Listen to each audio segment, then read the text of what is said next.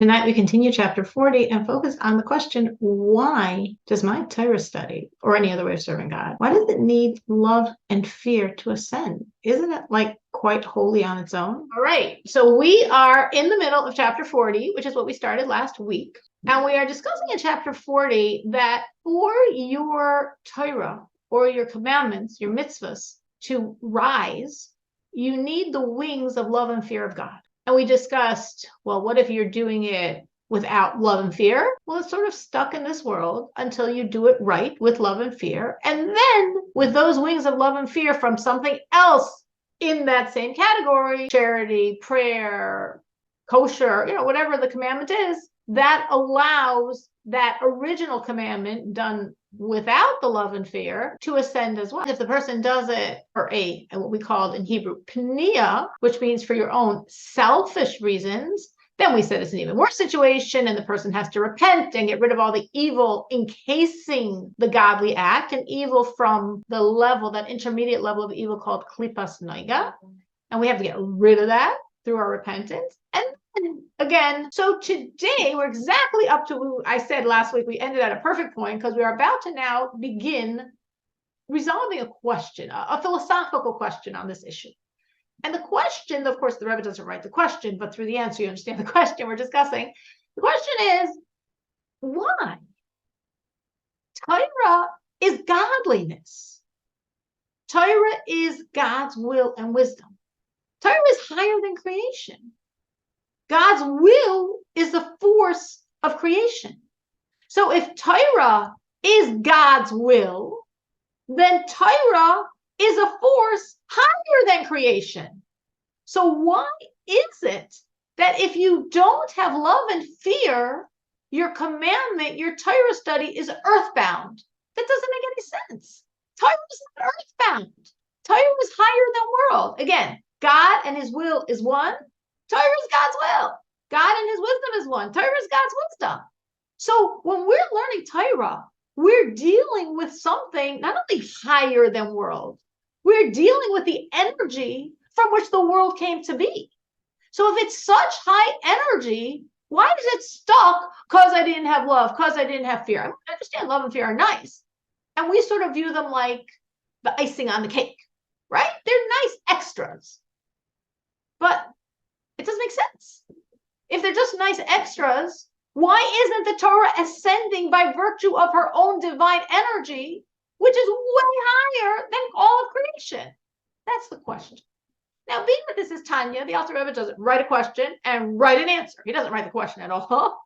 And the answer, we're going to discuss certain concepts, some background understanding to come to the answer.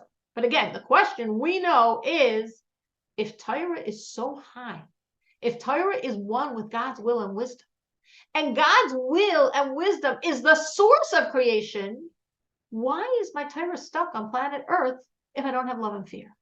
Why isn't she godly enough to ascend on her own self, on the power of Torah? What does she need this love and fear to help her fuse with the divine attributes, with the core elements of God that are the skeletal elements of all the four spiritual worlds?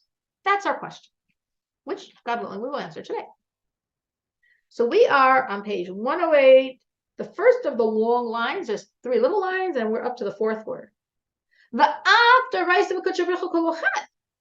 even though, this is sort of like the Rose writing the question, even though Torah and God are absolutely one, aka, if Torah and God are absolutely one, why isn't Torah powerful enough to ascend and fuse with the core godliness of these spiritual worlds?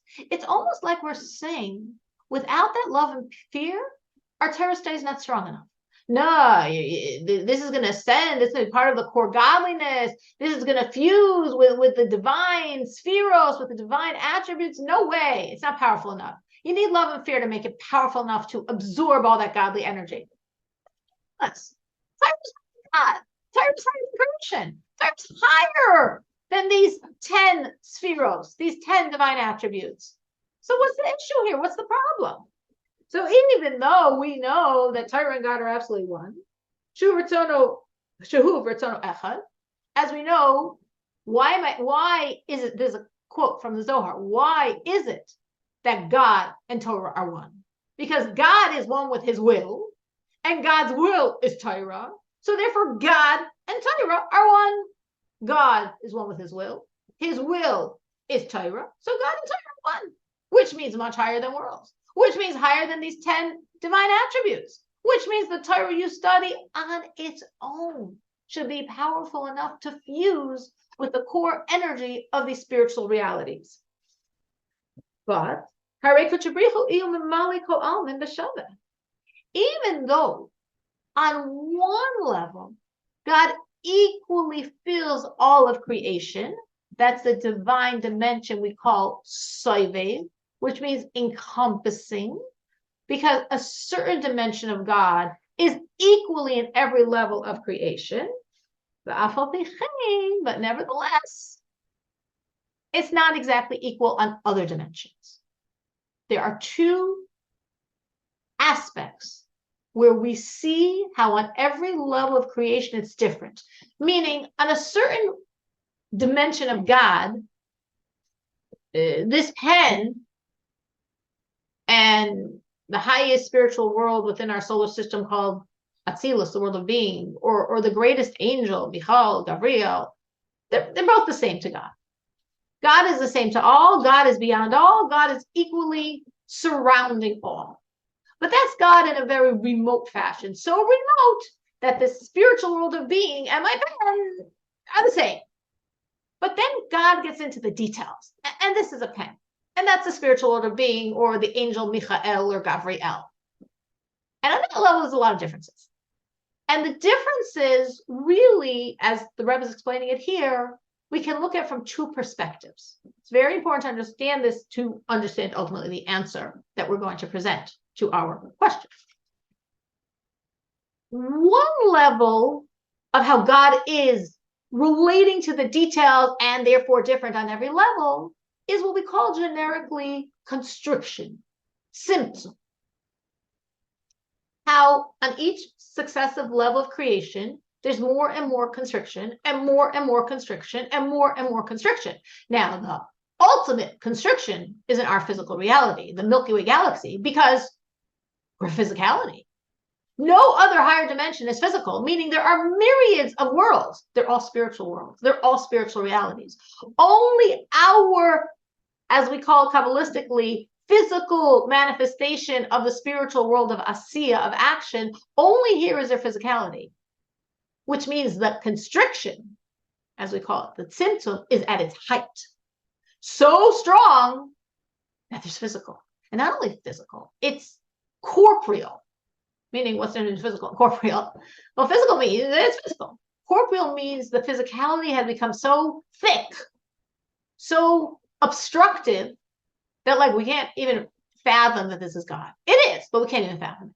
That's one aspect of how at every level of creation, there's differences. And our world's the bottom of the barrel. There's another dimension as well that on every level is different. And that's the garments encompassing the energy. Meaning, there's both things are happening simultaneously. On one hand, the energy itself is getting constricted. That was the first issue we were talking about. Proof we are the lowest on this because we're physical and corporeal. And then additionally, beyond this issue, we have another issue. Concealments, coverings, garments, blocking, obstructing. So whatever light is there after all that constriction, how many barriers does it have to go through to get out? And sometimes there's so many barriers, it's like what comes out is a different entity. If you would envision the sunlight going through shears, or the sunlight going through, thick, heavy draperies. Well, the light that comes into your room, if you have all those thick layers of drapery, it's like not that original light. It's a different light because it changed as it had to get through all these barriers. So we have issue number one, constriction, like it's smaller and smaller. And then we have issue number two, the light gets more and more and more covered over. So that light that's so small to start with now has to get through all those barriers. And of course, our world, I don't just mean planet Earth. I mean, our whole physical reality, Milky Way galaxy system, physical dimension of the spiritual domain of a sea of action is, again, the ultimate constriction in this as well. What happened in our reality of Asiya Gashmi, physical manifestation of the spiritual realm of a sea of action? There's so many constriction and there's so many barriers that ultimately, for any light to penetrate this space, it has to go through, we discussed this previously, if any of you remember, this great conveyor belt called Klipas Noiga. Klipas Noiga means a level of klipa, a husk, a shard, a shell. It's not absolute black. It's not a wall that you can't penetrate, but it's a barrier. It's a pretty intense barrier. Any godly energy in our physical reality, in the physical manifestation of the spiritual domain of a sea of action, any light here, any godly energy here has to go through Klipas Noiga. That's intense covering. So therefore, the energy in our world, even if it started off very high, Torah, we're talking about Torah. Torah is higher than world. Torah is one with God's will and wisdom, and God's will and wisdom is one with him, and Torah, God's will and wisdom, God, one package deal, created. But then that Torah has to trickle into my reality for me to be able to learn the Torah. And then that Torah, that godly energy, again, have both issues happening. Constriction, smaller, until it becomes a physical reality. Like in this world, Torah is talking about very physical things, right? Negative things, lies, corruption, physical things, oxen, wool. It's a physical thing itself, ink on parchment. So it became physical, it became part of this world. Its godliness it's very high godliness, got very constricted. And there's all those layers and layers and layers, ultimately that whole bondage of Klipas Noiga, of such a barrier of garments that light has to get through to express itself. So that's how Torah, which starts out beyond world, got so limited to get into our world that a human being, me, you, right now, at this moment, we are learning Torah. Our physical little brains are fathoming this because it's really it in its core. From the level we fathom it got really small. So the Rebbe's going to explain that, and then the Rebbe is going to explain, so what happens when we learn Torah? And nevertheless, even though God and Torah are one, all the worlds, all the myriads of worlds, we speak in very broad strokes of 4 spiritual realities. There are myriads of spiritual realities. Those 4 are like just the huge demarcation lines. Well, they're all different in their spiritual quality. Now, what's creating that difference? The recipient's receptivity to godly energy.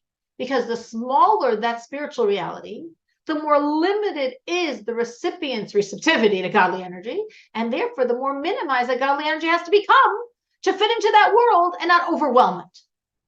If you have the most brilliant ideas, but you want to convey them to very, very simple people, you got to work really, really, really intently to really constrict while still maintaining your core. So someone just said, does that, I believe the answer is yes, but I want to check to make sure I read the question correctly. Yes, absolutely. Someone just said, so based on what we're saying, the words of Torah to get into our world have to go through that conveyor belt of Klipas Noiga. Absolutely. Everything to get into this world has to go through Klipas Noiga. So the words of Torah also have to get through Klipas Noiga. Yes, that's the point. That's what we're saying is how minimized Torah became. Again, minimized, but still in its core, that same thing that it is in a far more expansive form, up and away. Meaning it's sort of like a student many, many years ago for a different chapter of Tanya, but this is a brilliant metaphor. So I'm crediting that student. Kasher Vashkin, I believe. Definitely was her, 9th grader many years ago.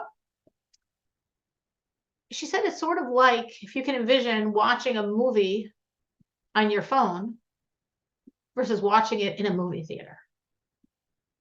I don't think there were movies in those days on phones when she said it. So maybe she said something a little different, but that idea.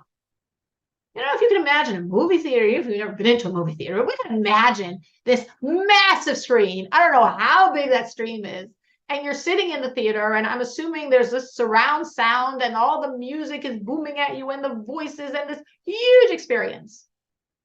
Or you don't even bother, you just open up your phone.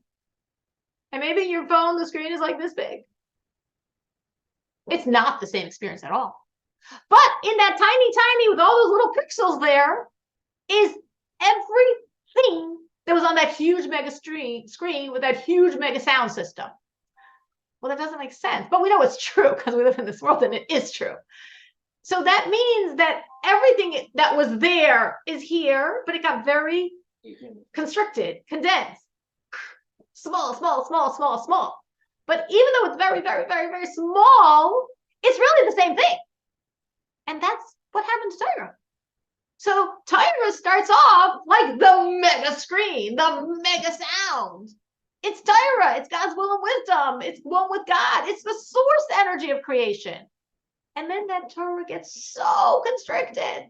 Again, those two qualities, constriction, small energy, and enwrapping in these garments that ultimately become klipas naiga, which makes no sense because Torah is this high, intense level of godly energy, pure God energy called kedusha, and that pure God energy is now wrapped up in a level of klipa, of husk, of shell, of evil. That makes no sense. But that's the only way to get into this world. So again, imagine that mega screen. Now your tiny little cell phone screen. That's, again, it's metaphoric. I can't speak of the exact dimensions, but that's sort of Torah. So on one hand, it's the exact same thing. We have it. Whatever that core Torah is, that created world, we have it. And when we study Torah, we're getting it. But it got really constricted to slip into our world and to slip into our brains. So the Rebbe is saying, again, there are two aspects of how the light gets diminished as per the quality of the receptivity of the recipients of that light. So the first one is, as we're saying, so there's these two aspects of how the light is different as per the quality of the recipients. The first issue at hand, that the higher the spiritual reality, the more the light can be manifest. So the light can be very manifest, and then more constricted, and more constricted, and more constricted, and then you get to our world, and it's the ultimate constriction. That's the first issue. The Hashanis, and the second issue, that on a very high spiritual reality, there's very minuscule garments, like a few shears, maybe one, possibly, just a little sheer nebulous thing the light could just shine right through. But as the worlds get lower, you get more and more and thicker and thicker. And I'm saying to you, get to our world, and it's literally a dimension of klipa. The klipa's got energy, but klipa, a barrier, a husk, a shell, that's what the godliness has to go through. Obviously, the higher the world, the flimsier the shears. The lower the world, the thicker and thicker and thicker. The Olam Haza and our reality, well, it's the lowest on both points, the most constricted and the most barriers. Key, because I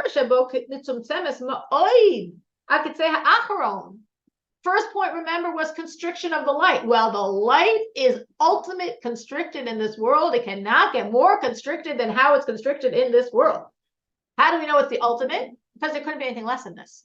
In our world, you can search to see Hashem, to see God. What would be less than this? A world where even if you searched, you couldn't find him. And there'd be no point to such a world. So our world is the lowest that could be, because in our world, you have to search and find. And only if you search and really train your mind and train your heart and you can, of course, then perceive God on some level. Lower than this would be you couldn't perceive him at all. And that's pointless. So this is the lowest. This is as low as it gets. And as we see, what's the proof of how low it is? And that's why it's physical. And as we said, not only geshem means physicality, but the lower for that is chaimer, which means, again, materialism, corporeal, a physicality that not only says I exist, but is a denial of God's existence. And that's what our world is. I mean, we don't have to convince ourselves. We don't have to learn and philosophize. We live in this world. We know in this world, there's a lot of things proclaiming, yes, me, and no God. That's chumri. That's this corporeal reality. The gam. So that was point one. And also the second issue, the gam zayis, there's so many garments. There's so many barriers in our world. Until, as we said, and as we've learned this before, any godliness to get in this world has to go through that conveyor belt called klipas naga. Klipas naga means a klipa. A klipa is we'll call it loosely an evil, a husk, a barrier, a shard, a complete constriction and concealment on God's energy. And everything in this world, including the most godly thing, like Torah, has to penetrate through that klipas naga, has to be encased in that klipas naga, otherwise it can't get in this world. That's like the triptych to get into this world. In other words, everything pure in this world goes through klipas naga.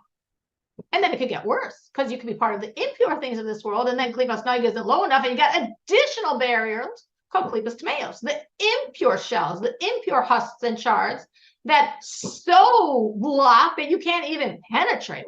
Klipas naga, you could still penetrate. It's a wall that you can get past. Klipas tameos is a wall you don't see how you can get past it. And that's the reality of this world. It's klipas naga is a good story, or it could be worse than klipas tameos, and that's a much harder story. So if we're saying that everything in this world has to go through that conveyor belt and be encased in klipas naga, in a klipa, a shard, a shell, a husk that blocks God's energy, so that also means it also means our vital soul, everything. And therefore, if our soul, that part that speaks and articulates and could speak and articulate words of Torah, if it had to go through and become encased in klipas naga,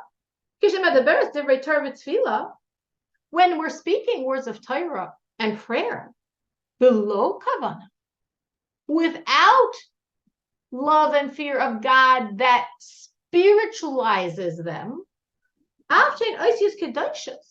even though they're holy letters.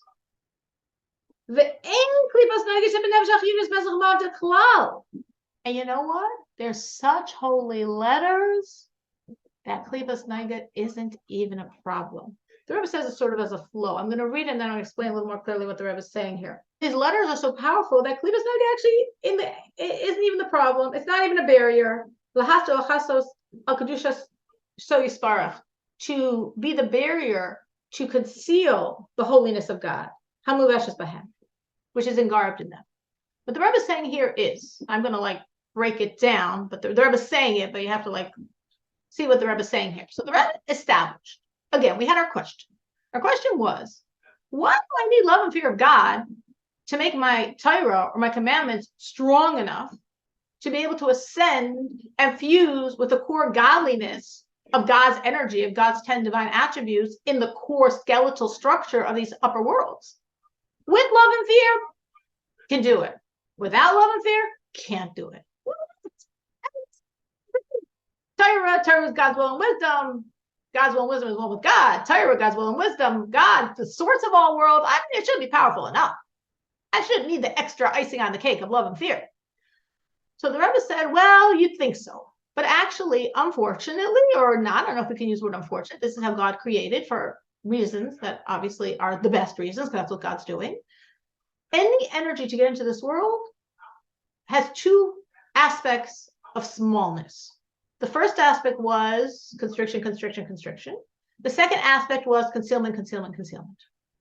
So also me and also my Torah study got very constricted and very concealed. Now the Rebbe told us good news, so to speak, sort of let it slip in. But because it's Torah, or it's prayer, it's a commandment, actually, the klipas naga dimension gets subsumed and part of godliness. It's not a problem.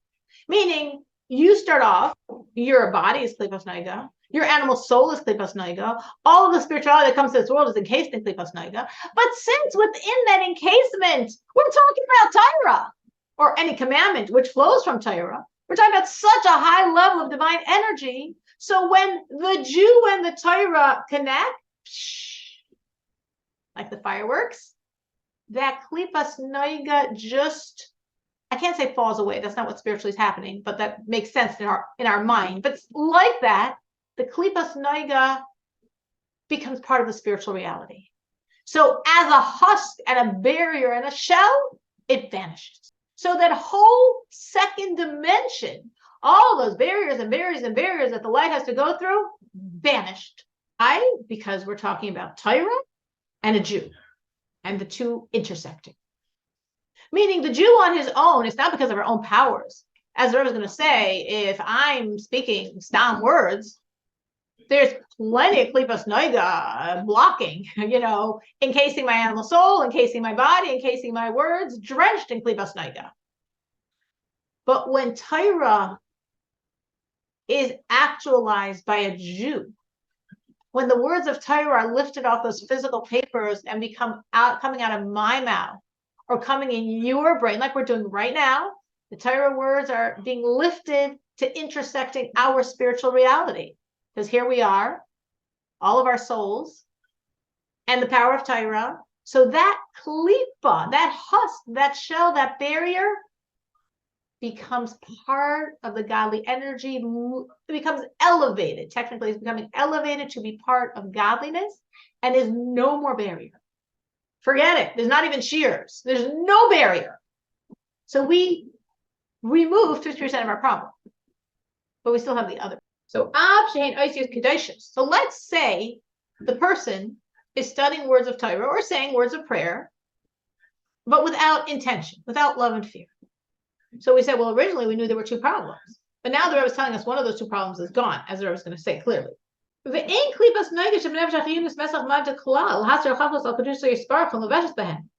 So because these are words of Torah or words of prayer or any other service of God, the klipas noiga element is removed.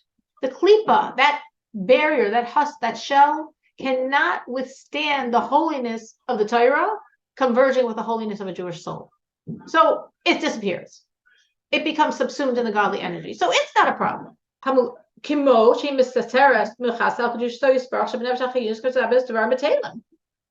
Which the rest of our life happens, meaning it's not like you could say, oh, right, because I'm a godly creature. I mean, I'm in essence a piece of God. And obviously the power of my soul blows away any of this klipas noiga business. So klipas noiga is never a problem for me. There's not exactly. If you, though you are a godly creation, you are a piece of God, you are in essence a godly soul, but you also have an animal soul totally encased in klipas noiga. You also have a body totally encased in klipas noiga. So if you would take the same power of speech, we're just comparing speech to make it very simple here, apples to apples, speech to speech. So if you take your power of speech and you're talking about the fireworks, nothing negative in that, nothing anti-God in that, innocuous 4th of July, America, the weather, the rain, the humidity, all of those are stam. There's a lot of klipas noiga still there. That klipas noiga barrier husk shell is thick and strong. But if the Jew is using his power of speech, which is emanating from his body, klipas noiga, animal soul, klipas noiga, but now it's becoming part of Torah. And that's what these words are. The klipas noiga doesn't have a chance. The Torah has such power that the klipa literally becomes subsumed in the godliness and it ceases to exist. It's not a barrier at all. So if we ever want to get rid of that klipa around us, we just got to be hooked in to God. Torah, prayer, a commandment, as long as we're hooked into that godly source, all those garments of klipas noiga that are otherwise obstructing us literally cease to exist. The Rebbe says, but otherwise, if you're not using your power of speech to speak Torah, you're just talking about the fireworks and the weather, then It's sort of like any pure kosher animal, meaning a not kosher animal, its spiritual energy is klipas tmeos, complete, forbidden, complete blockage. A kosher animal, a cow, a sheep, a goat, a deer, a ram, that's klipas nine energy. And so are you when you're speaking words of the matters of this world. Some words, nothing evil, nothing forbidden. You're not gossiping, you're not lying, you're not doing anything forbidden. But you're not doing anything godly either. So if you're on that plank where it's not forbidden, which would be much worse, it'd be klipas tmeos, absolute forbidden, blockage, wall, obstruction, but it's not God word, it's not Torah word, it's not words emanating from Torah, it's not a commandment that comes from Torah, then your energy and the energy of the cow or the duck or the sheep, yeah, it's all basically, that was a conveyor belt of this world. It could be worse. If you use your power of speech and you gossip, you lie, you say something to hurt someone, well, then you descended like to the forbidden things of this world. But if it's just innocuous, it's klipas naiga. There's still tremendous obstruction. Not as bad, but there's still obstruction. But if you take that same human being, you, with your same power of speech, but what's flowing out is words of Torah, words of serving God, words of loving another Jew and helping another Jew, then all those klipas naiga barriers literally cease to exist for you, which is an amazing thing. And anytime we want, we could do it. As long as we're plugged into God, any word we say or thing, any action we do, any feeling we have, as long as it's God from Torah, klipas naiga doesn't exist for us at all. Now you could say, wait a minute. Oh, now this is like a sub question. Wait a minute. I got like a sub question on this whole issue. How could it be that God could be so blocked? I mean, God's everywhere. Everything is God. This is all God. This pen is God. So this force is so strong to block. So if I'm speaking about the fireworks without any godly overlay of intention, me and the duck and the cow and the goat, I mean, come on, God's everywhere, everything. Why is this such a blockage? So the Rebbe says, a person can say, wait a minute, no place is empty of God. No place is devoid of God. Everything is God. We definitely know that by now, right? So if everything is God, how is God so constricted by this force that he created called klipas naiga? Well, the Rebbe says, because he's the ultimate secret of secret. As he's called, v'nikra kel mistater. God is called the God who conceals himself. So yes, all is God. There is nothing but God. Everything is God. That's why creation didn't change God, because it is God. We know that. But that same God energy is also the master of disguise, the master of incognito, the master of being there. And you could, if you choose, not see him at all. So then that's how God is running his world until the complete revelation of the redemption of Mashiach, where we will see him eye to eye. No barriers, no garments, no concealments. But until that point, God's here, and a person could choose to think he's not. So if that's what he does, if that's what he is, obviously it's possible. If there's no holy plug-in here, no Torah, no commandment plug-in, your words or the energy of the duck or the cow or the goat or the sheep or the ram or the deer, it's all with that same wrapping paper obstruction of klipas naiga. But when you're studying Torah, or when you're doing a commandment which emanates from Torah, that doesn't exist. So we said initially we had two issues we have to contend with. Issue number 2 is gone. Not our problem. Ceases to exist if I'm studying Torah or doing something which comes from Torah.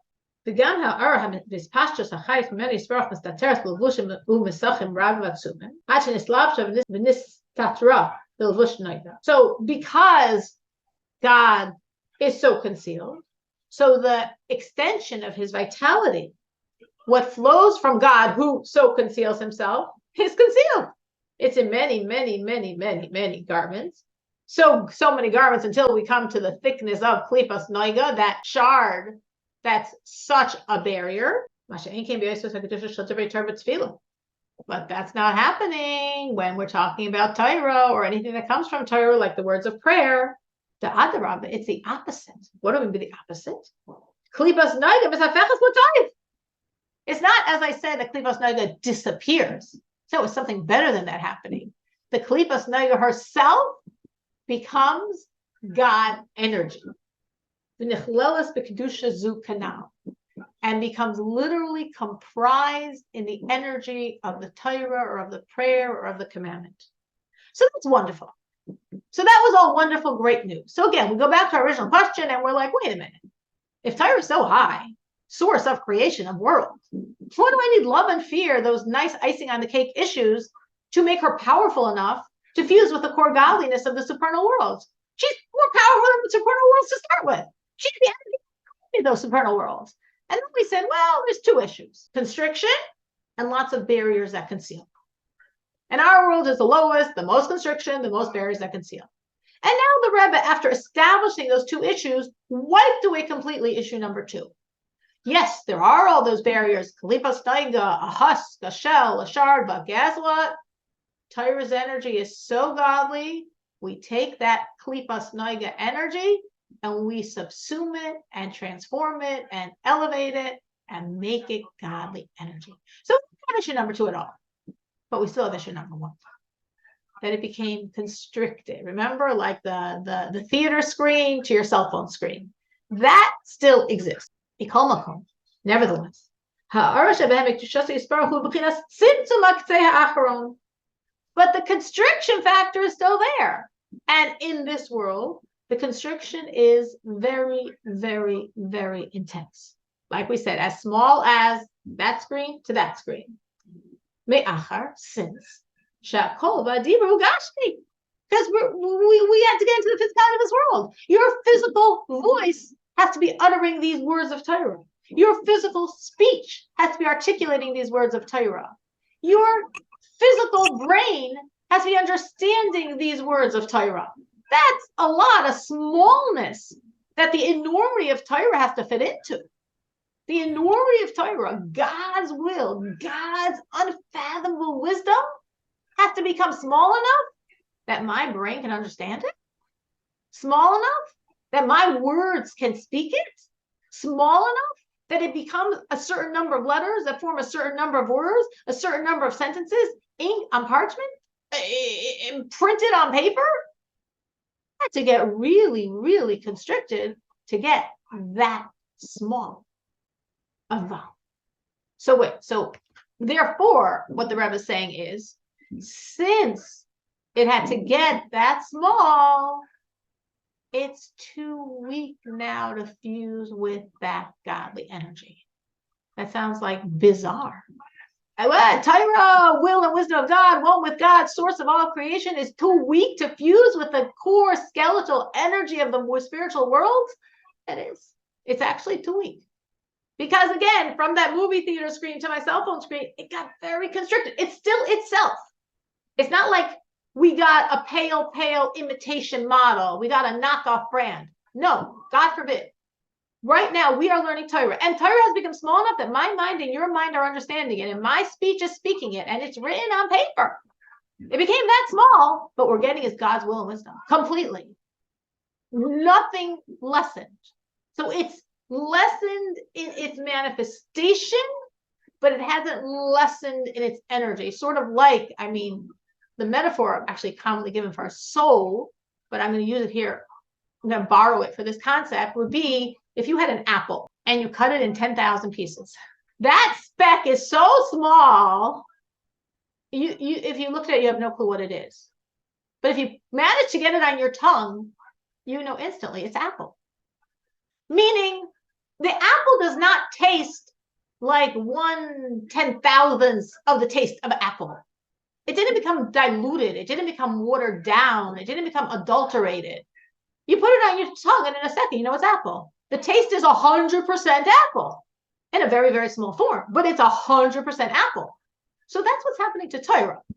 Torah is like God constricted to fit into this world, to fit into my brain, to fit into my lips, to fit into your brain, to fit into your lips, to fit into printed paper. It got that small, but it's 100% Torah. Nothing added and nothing subtracted and nothing watered down. 100%, just like that apple metaphor. But because it's such a tiny speck, it actually doesn't have the power to fuse with the godliness on the world. It became part of a physical domain. Torah became physical. It became physical because it is a certain number of letters and a certain number of words and a certain number of sentences printed on paper, spoken in our languages, understood by our brains. It became physical. And therefore, we must have love and fear. Because love and fear are spiritual dimensions. And when we have that love and fear, it's not icing on the cake. The love and fear is like the cake. The love and fear is spiritualizing the Torah from its became physical reality to its real self as a spiritual reality. And when it becomes, again, that spiritual reality through the love and fear, then of course it has the strength to fuse with the core godliness on these worlds above. Tefillah b'kavana, v'tar b'kavana. So when you pray or study Torah or any other way of serving God with this love and fear, lishma, for the sake of God. The kavana, it garbs itself in these letters of speech. Because she is the source of them. Meaning, why does my love and my fear of God change the Torah that I'm saying and learning? Like, it's just, again, I still think of it like something I'm adding on. I'm adding on love and fear to my study of Torah. The Rebbe says, no. You're not adding on love and fear. Love and fear is the source that's bringing you to say these words of Torah. Because you love God, you're studying his Torah. Because you fear God and you're submitting yourself to God, you're studying his Torah. So the love and fear are not addendums. That's not even logical. The love and fear are the core from which comes your service, your Torah, your prayer, anything else you're doing for God. So that's why they can so impact the Torah, because they're literally its core. So if the core in my physical world is the spiritual reality of my love and fear of God that takes what's come from it, my Torah study, my commandments, anything coming from it, and lifts it up to be a spiritual reality. Its source is a spiritual reality, my love and fear of God. What comes from it is also a spiritual reality. And once the Torah, or what I'm doing, the commandment, has disengarbed itself of that physical constriction and become again a spiritual reality, it's strong enough to fuse with the godliness of the world. Because of that love and fear, that's why you're saying these words. And that's why the love and fear can truly elevate your Torah. They're the core. They're not the addition. They're not the extra. They're not the PS, the postscript. They're actually the core source from which comes all of this energy, until wherever that love and fear originated, and either of these spiritual realities, the third world or the second world, based on, of course, what is that quality of that intention. Is it an intellectually created love and fear, which therefore is going to ascend to the second world, the world of Bria, of creation? Or is it a natural love and fear, which is going to ascend to the third world, the world of Yetzirah, formation, as we discussed above?